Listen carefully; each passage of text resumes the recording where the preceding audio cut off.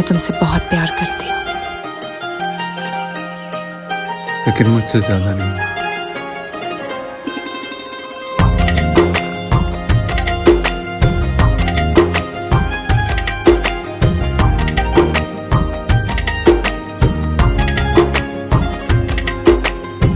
मेरी किस्मतों को मिले हाथ तेरे, फिर से लकीरें दिखने लगी।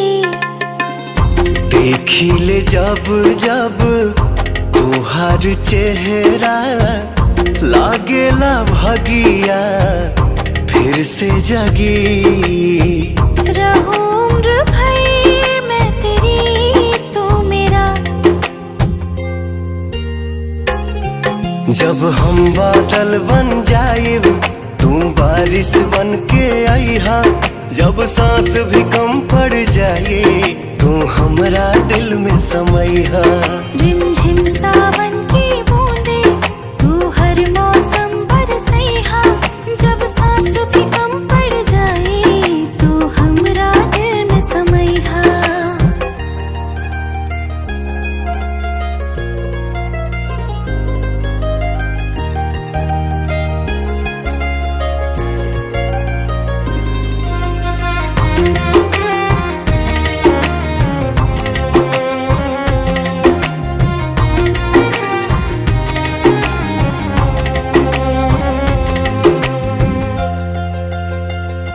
मेरे लबों से आए कभी भी, हो नाम पहला तेरा मेरी ज़ुबां पे।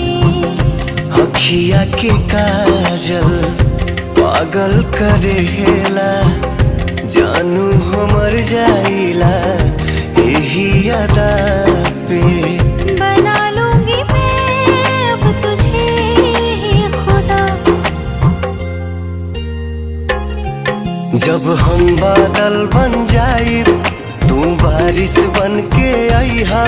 जब सांस भी कम पड़ जाए, तू हमरा दिल में समैहा। रिमझिम सावन